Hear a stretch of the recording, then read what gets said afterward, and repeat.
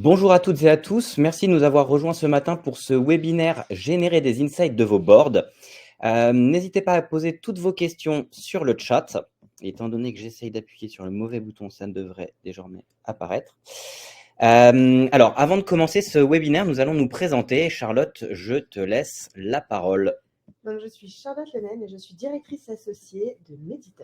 Et donc, pour ma part, je suis Ronan Lequéré, je suis directeur associé de Meditup. Nous sommes une agence de communication santé. Plusieurs d'entre vous ont pu déjà participer à nos webinaires. Donc, on ne va pas s'étendre sur qui nous sommes et on va rentrer dans le vif du sujet. Pourquoi un board ? Alors, déjà, la définition. L'objectif d'un board, c'est de réunir des personnes autour d'un sujet afin de les faire discuter et en ressortir des informations clés, des enseignements et des axes de travail. Donc ici, on va vraiment justement s'intéresser pendant ce webinaire à comment ressortir des informations importantes, des insights lors de ces boards. Alors, déjà, vous pouvez être amené à organiser plusieurs types de boards. Les boards les plus fréquents pour lesquels nous sommes sollicités aujourd'hui, ce sont surtout des boards de professionnels de santé.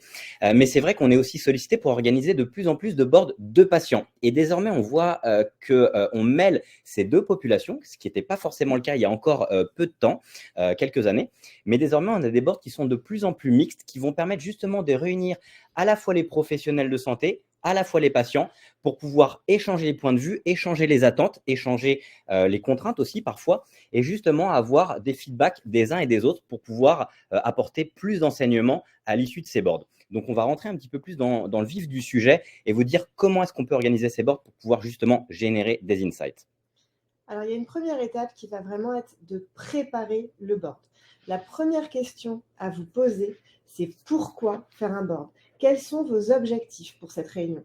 Est-ce que ça va être la validation d'un axe de communication, une stratégie marketing, obtenir des points de vue d'une communauté, par exemple ? Quels vont être les livrables attendus ? Il va vraiment falloir se poser cette question-là pour s'assurer que le board est justifié et qu'il y a bien une raison de réaliser cette réunion. Tout va découler de cette première question. Alors, une fois que vous aurez défini les objectifs qui vont vous permettre justement de pouvoir envisager la mise en œuvre d'un board, vous allez bien évidemment vous intéresser à savoir qui sont les interlocuteurs que vous souhaitez avoir au sein de votre board. Donc, on va revenir un petit peu sur les différents profils. On a évoqué les profils de professionnels de santé, on a évoqué les profils de patients, mais il va y avoir aussi potentiellement plusieurs acteurs et plusieurs spécialisations au sein de ces boards. On va revenir dessus dans deux slides. Il y a une deuxième question qui va être véritablement très importante aussi, c'est où, et j'ai envie de dire même comment est-ce que vous allez organiser ce board ?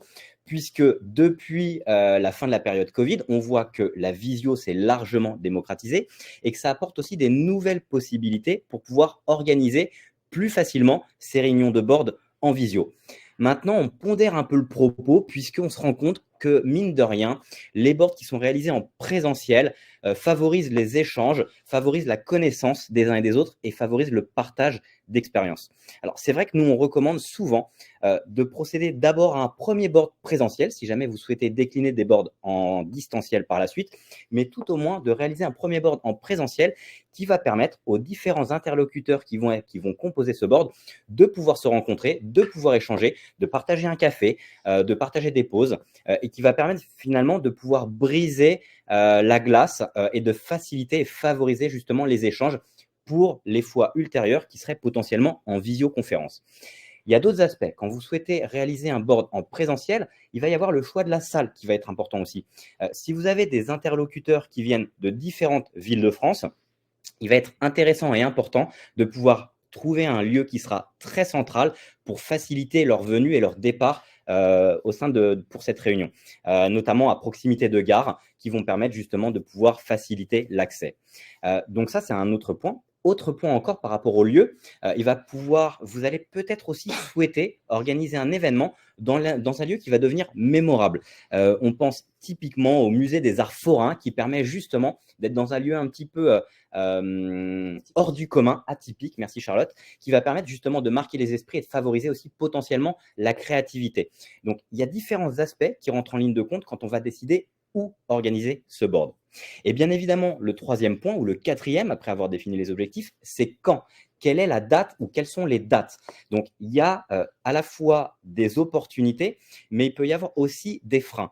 Alors, Évitez les dates où il va y avoir typiquement un congrès ou un congrès international qui pourrait potentiellement mobiliser vos interlocuteurs qui seraient présents à ce congrès ou à ce congrès international.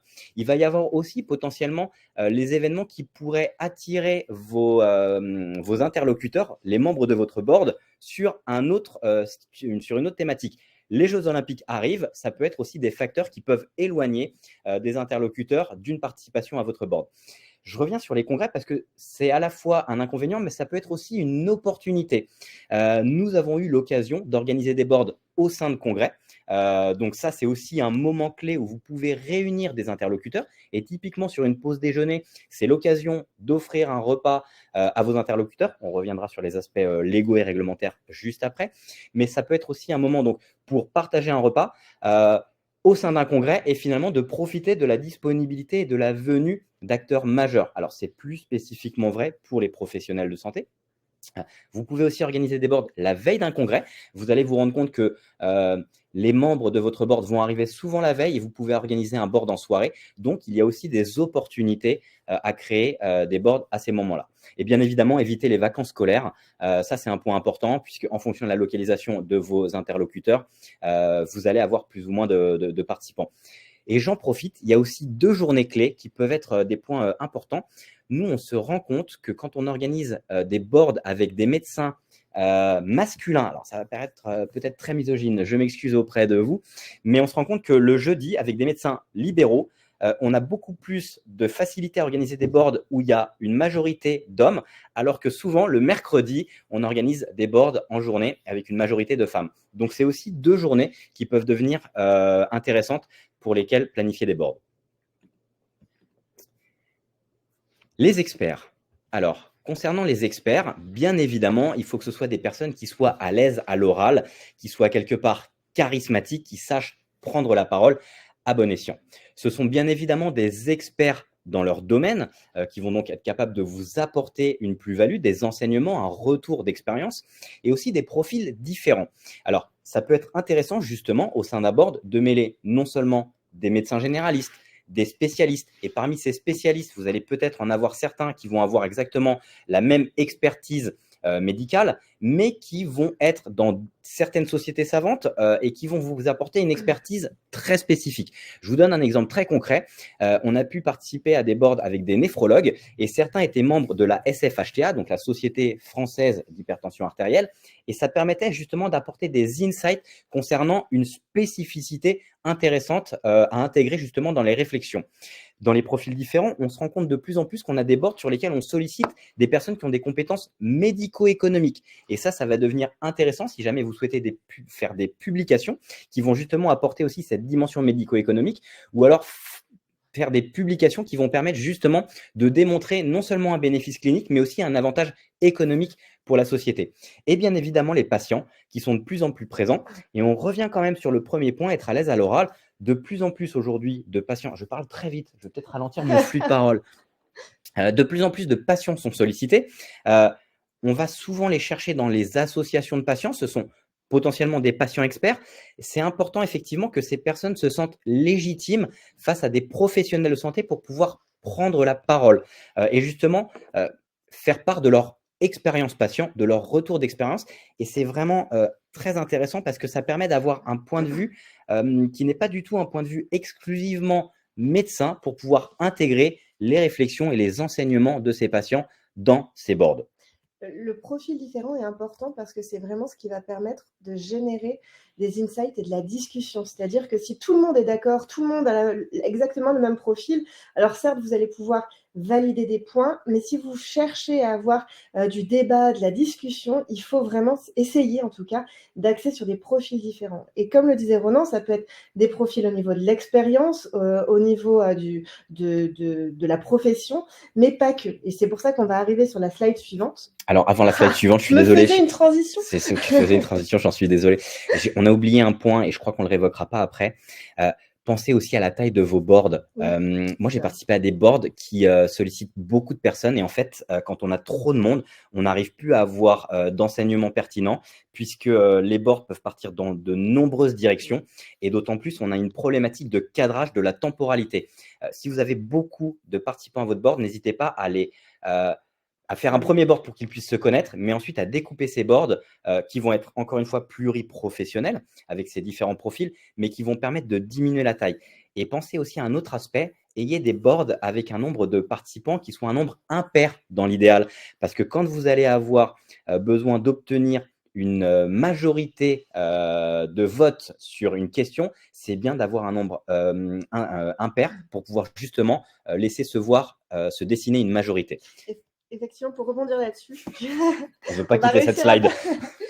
C'est que lorsqu'on a eu des boards qui étaient vraiment très gros, on a travaillé du coup, on a scindé en plusieurs petits groupes où chacun travaillait sur un sujet et ensuite on avait bien évidemment un board final où chacun allait présenter les enseignements de son groupe de travail au reste du board afin quand même de créer de la dynamique et de la discussion autour de ces différents sujets. Donc ça, c'est vraiment une réflexion qu'on peut avoir en amont lorsque on a beaucoup de professionnels au sein de ce board-là pour pouvoir les construire avec vous. Et donc, pour revenir sur les profils différents, effectivement, il y a plusieurs manières de voir les profils, mais ce qu'on vous propose également, c'est par exemple d'avoir des profils différents selon la méthode Hermann. Alors, la méthode Hermann, qu'est-ce que c'est? C'est un modèle psychométrique qui identifie et caractérise, catégorise les préférences de pensée des individus. Selon ce modèle, le cerveau, il se divise en 4 cadrans. Alors là, on a parlé de ce modèle, mais il en existe plusieurs, mais celui-là est plutôt simple et c'est pour ça que c'est celui qu'on met en avant aujourd'hui. Donc, il se divise en 4 cadrans, chacun associé à un style de pensée différent, analytique, séquentiel, interpersonnel et imaginatif. Le pôle bleu, par exemple, qu'on voit en haut à gauche, correspond au mode de pensée analytique. Il va s'agir de personnes qui vont être logiques, factuelles, critiques, qui du coup, dans les manières de discussion, dans les manières de réflexion, ils vont compiler les faits, ils analysent, ils argumentent rationnellement, formulent des théories, travaillent à partir de chiffres, de statistiques, ils vont être précis. Ensuite, on a le pôle vert. Le pôle vert, il correspond au mode de pensée séquentiel. Il va s'agir de personnes prudentes, structurées, organisées, détaillées et planifiées. Ces personnes, elles remarquent les défauts, elles approchent les problèmes pratiquement, elles vont jusqu'au bout des choses, développent des plans détaillés et des procédures. Ensuite, on a le pôle rouge. Le pôle rouge, il va correspondre au mode de pensée interpersonnel. Il s'agit de personnes qui sont émotionnelles, spirituelles, sensibles, expressives. Souvent, elles parlent beaucoup, elles ressentent les choses. Celles-ci comprennent les difficultés relationnelles, elles anticipent le ressenti des autres, comprennent intuitivement le ressenti des autres.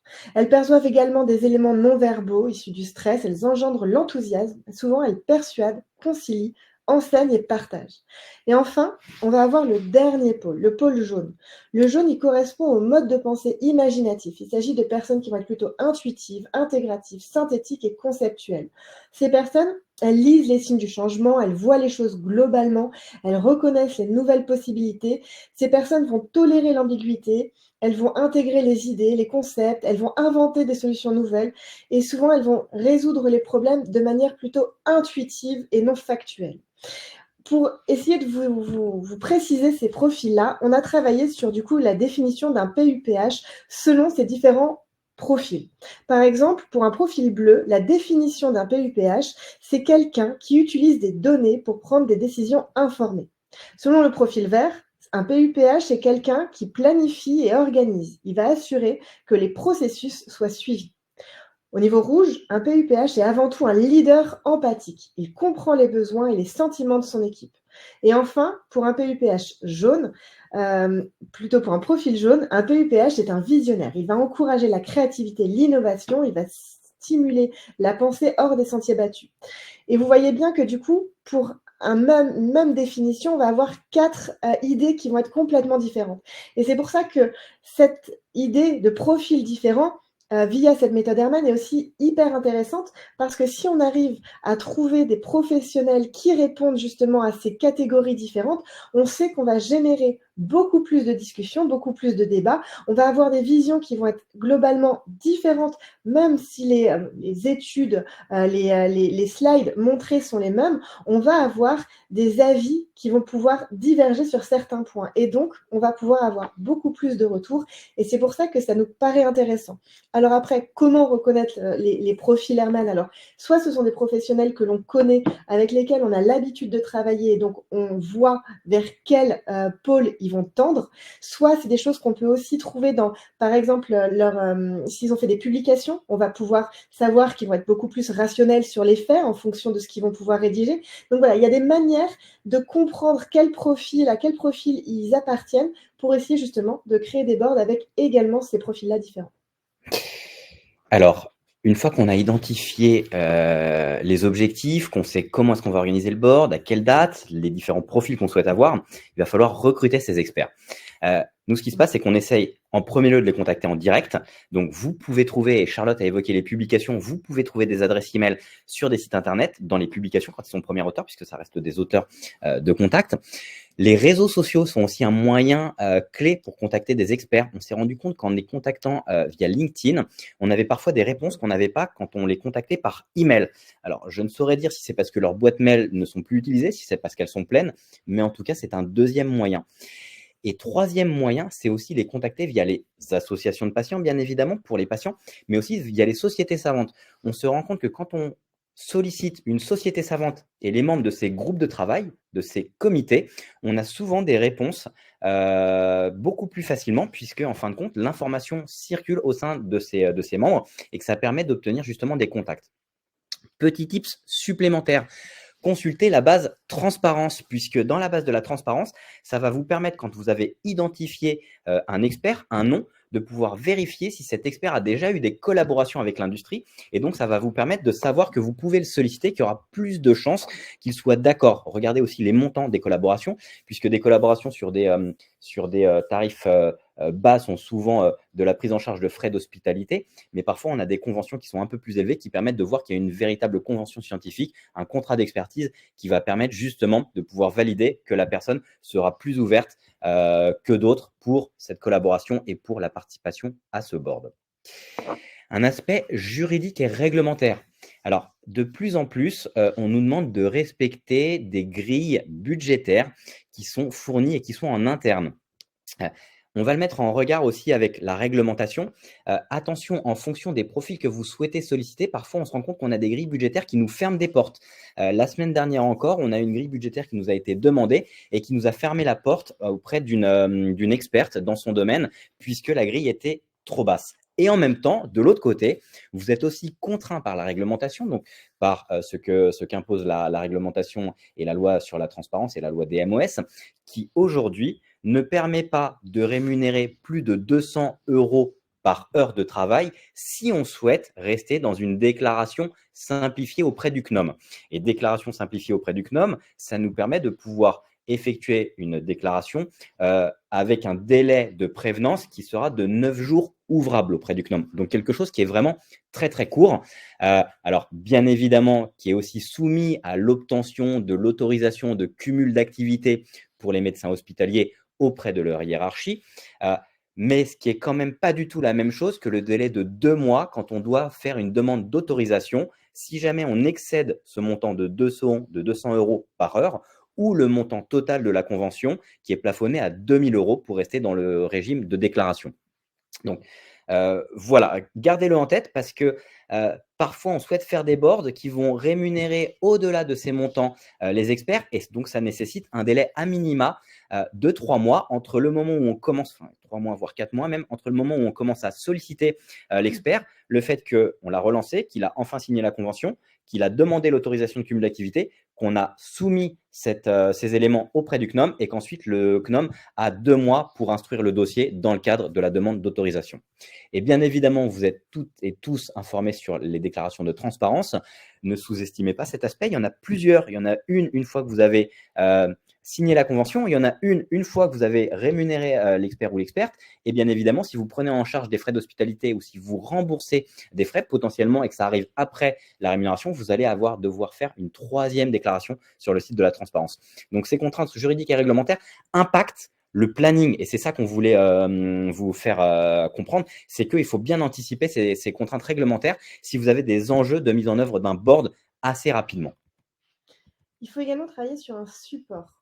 Alors, ce support, il doit reprendre l'agenda. Il faut qu'il y ait les timings des différentes parties qui vont être abordées pendant ce board, parce que cela va permettre notamment à l'animateur de pouvoir passer au point suivant plus facilement lorsque les délais sont dépassés. On présente les intervenants. Parfois, ils se connaissent, parfois, ils ne se connaissent pas. Ça reste important que chacun puisse se présenter au groupe pour pouvoir aussi prendre la parole et expliquer quel va être pourquoi, en fait, tout simplement, pourquoi il fait partie de ce board-là. Et puis, bien évidemment, les objectifs de ce board, quelles vont être les attentes pour chacune des réunions qui auront lieu. Alors, en termes de contenu, ne sous-estimez pas la préparation du support d'animation du board. C'est vraiment un point clé. Ça va vous imposer de savoir quelles sont les études, les guidelines, les publications, les dernières actualités sur base desquelles vous souhaitez appuyer votre board. Vous allez devoir faire un travail aussi d'analyse, de restitution et d'identification des points clés. Si vous souhaitez obtenir des feedbacks sur un bénéfice clinique, sur des données de tolérance, sur des guidelines, il va falloir les présenter, pré-mâcher un peu les informations pour pouvoir les restituer. Parfois, on envoie les études en amont du board pour permettre justement aux membres de ce board de les lire, de s'en faire une idée. Mais ce qui se passe dans la réalité, c'est que toutes et tous n'ont pas toujours le temps de lire tous ces contenus. Donc, partez du principe qu'ils ne les ont pas lus et pré-mâchez le travail. Autre point, il va falloir poser des questions. Mais je crois qu'on l'aborde dans une des slides suivantes, donc je ne vais pas revenir dessus. Je ne vais pas faire le point dessus immédiatement, je reviendrai dessus après. Mais en tout cas, vous allez voir qu'il va falloir pré-mâcher tout ce travail-là, qu'il va falloir justement pouvoir présenter et connaissez aussi les biais des études parce que c'est des points qui vont permettre justement de challenger les biais, les sujets sur lesquels il pourrait y avoir une double interprétation, les thématiques qui peuvent être remises en question. C'est là aussi où vous allez pouvoir collecter des insights, que vous allez pouvoir challenger les points de vue des uns et des autres par rapport à tous ces aspects. Vous pouvez aussi utiliser des outils d'animation. Alors, on va citer Klaxoon, Mentimeter, WooClap, peu importe. Utilisez-les avec parcimonie. Ce sont des outils avec lesquels tout le monde n'est pas forcément à l'aise. Ça peut générer des insights, mais ça nécessite aussi un temps d'adaptation et de préparation et de prise en main pour les membres du board. Donc, encore une fois, ce sont des outils qui génèrent et qui accompagnent la créativité, qui accompagnent les retours d'expérience et les feedbacks. Mais attention, ça peut être des outils qui peuvent devenir rapidement rédhibitoires pour certains ou certaines expertes de votre board. Alors, fonction et rôle de l'animateur. Il ne faut pas, encore une fois, il y a plein de choses qu'il ne faut pas sous-estimer. Il ne faut pas sous-estimer le rôle de l'animateur.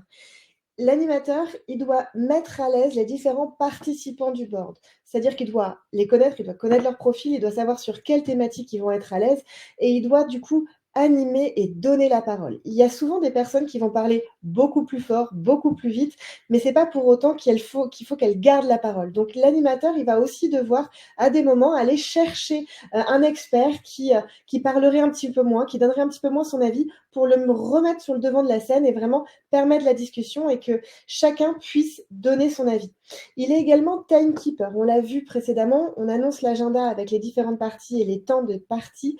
Et ben, ça va être le rôle de cet animateur de vérifier qu'on est toujours dans les temps pour justement aborder tous les sujets prévus dans ce board.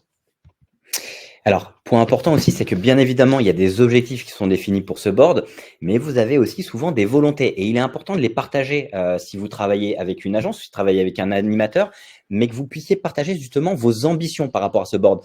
Qu'il n'y ait pas d'informations cachées auprès de l'animateur pour que celui-ci sache vers quoi il doit conduire justement les discussions. Il est important d'avoir une idée avant même l'organisation, la tenue du board plutôt, devrais-je dire, de savoir quelles sont vos ambitions, ce sur quoi vous souhaitez aller pour pouvoir justement amener les discussions. On a évoqué les questions et c'est là où je vais vraiment faire le point. Il faut amener les choix. Alors, ne laissez pas la parole libre. Alors, si, laissez-la libre. Mais ce que je veux dire, c'est qu'il y a un moment donné, quand vous préparez le support, il doit y avoir des slides où les questions sont clairement posées pour qu'on puisse avoir des réponses de la part des membres. Je suis patient et bénévole dans une association de patients. Je suis amené à participer à des boards.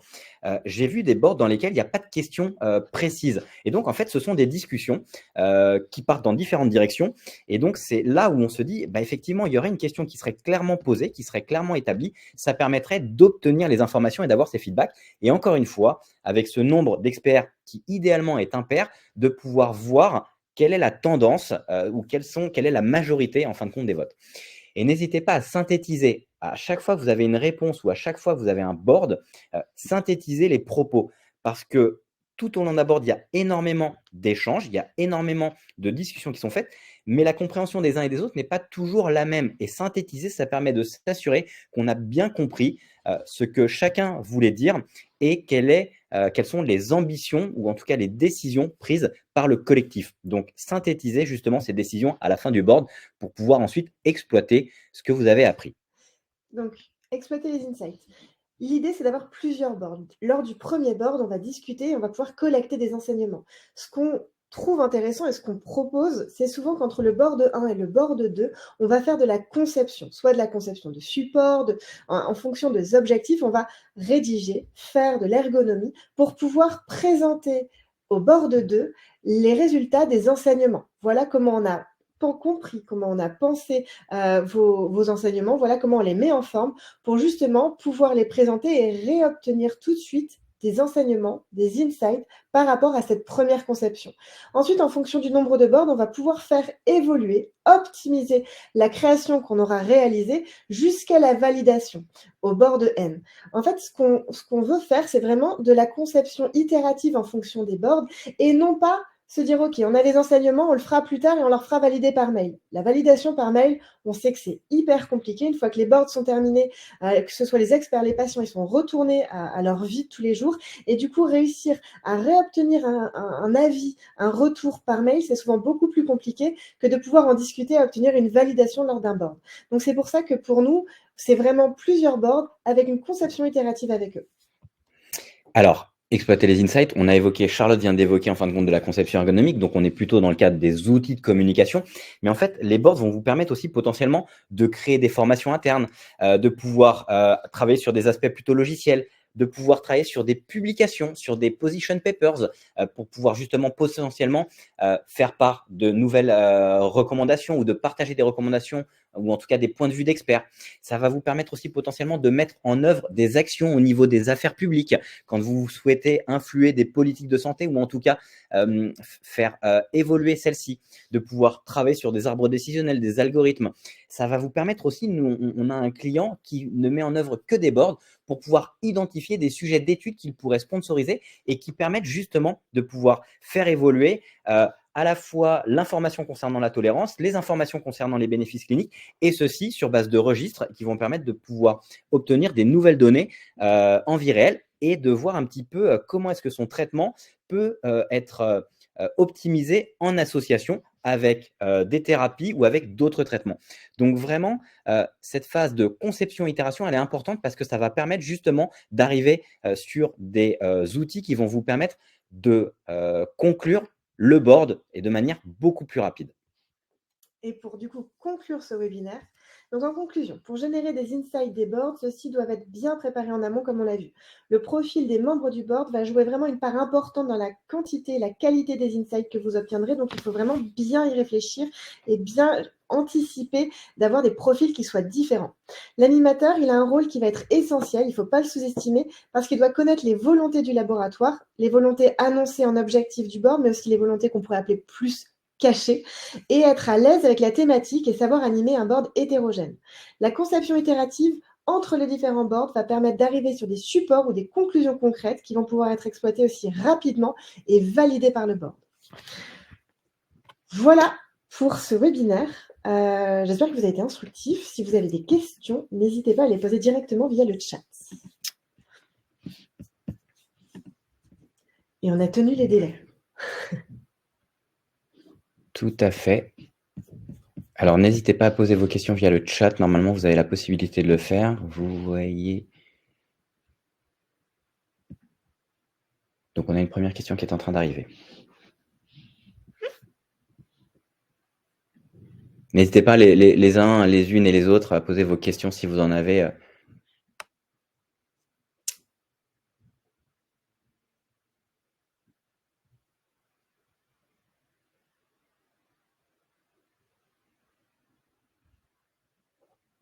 Une deuxième question est en train d'arriver.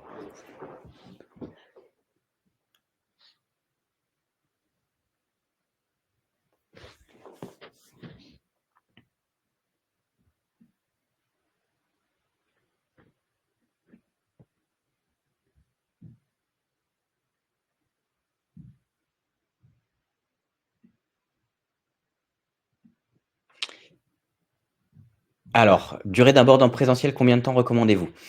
Ça dépend beaucoup en fin de compte des sujets que vous souhaitez aborder.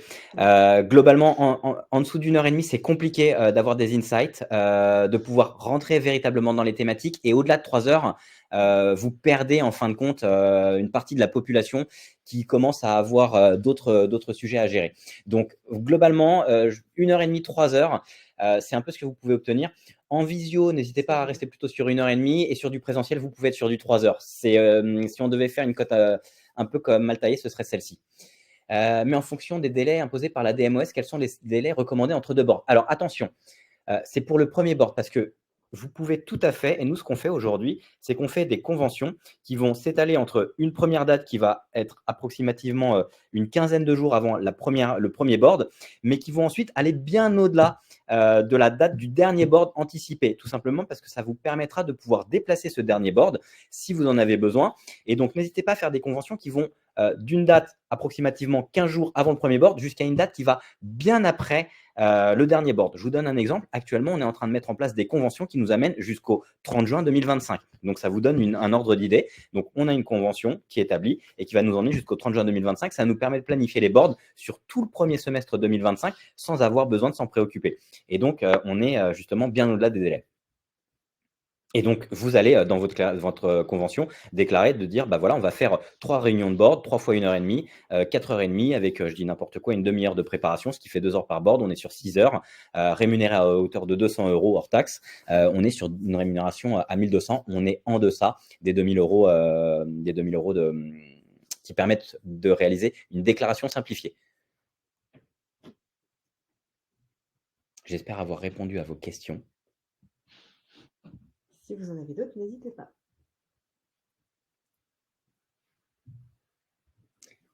Alors, je vois qu'une nouvelle question est en train d'arriver. Je vois qu'il est 9h32 aussi, qu'on a perdu quelques participants depuis quelques minutes.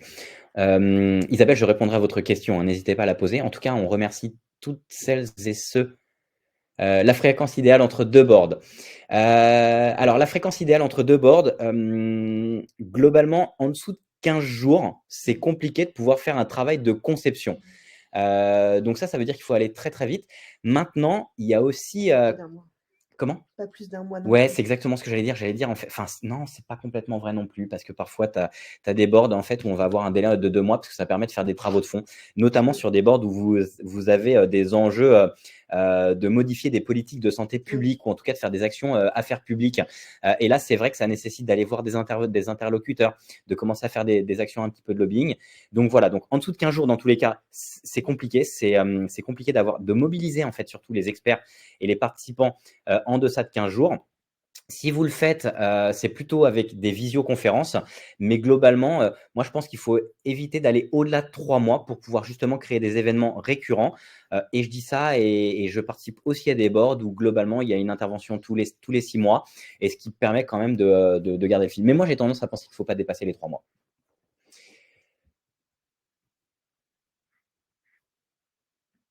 Alors, je ne sais pas s'il y a encore des questions. En tout cas, on se fait un plaisir d'y répondre. N'hésitez pas à nous envoyer des emails. Vous avez mes coordonnées email à minima. Charlotte, c'est charlotte@meditop.fr pour répondre à toutes vos questions.